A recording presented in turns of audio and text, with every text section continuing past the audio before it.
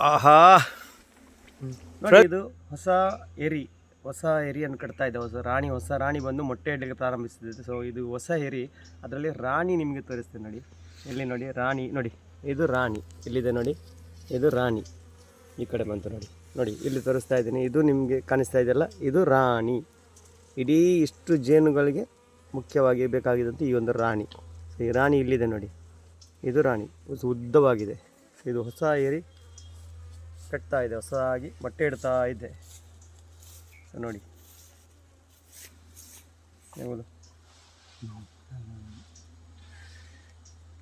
ಸರಿ ಥರದ